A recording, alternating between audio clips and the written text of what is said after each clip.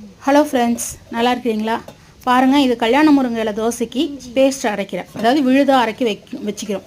அதுக்கு என்ன பண்ணோன்னா, இஞ்சி, பூண்டு, பச்சை மிளகாய், கொஞ்சம் சோம்பு, கல்யாண முருங்கை இலை, தேவையான உப்புங்க, அவ்வளோதான். வேறு எதுவும் தேவையில்லை. இதில் பூண்டில் ஒரு சின்ன விஷயம், உங்களுக்கு ஒரு டிப்ஸு சொல்கிறேன். பூண்டு எப்போவுமே நம்ம டிபார்ட்மெண்டல் ஸ்டோரில் வாங்கும்போது ஒரே ரகமானதாக கிடைக்கும்னு வச்சுக்கோங்களேன். நம்ம சந்தைகளில் வெளி இடங்களில் நம்ம வாங்கும்போது என்னென்னா, ஒன்று சின்னதாக இருக்கும், ஒன்று பெருசாக இருக்கும், ஒன்று நல்லா காஞ்ச பூண்டாக இருக்கும், ஒன்று கொஞ்சம் பச்சையாக இருக்கும்.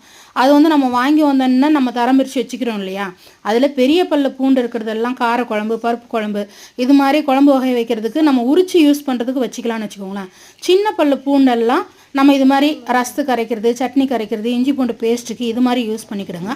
இது மொத்தத்தையும், இந்த பொருள்கள் மொத்தத்தையும் நல்லா கலந்து அரைச்சி எடுத்து வச்சுக்கிட்டோம்னா தோசை ரெடிங்க. கல்யாண முருங்கை இலை தோசை.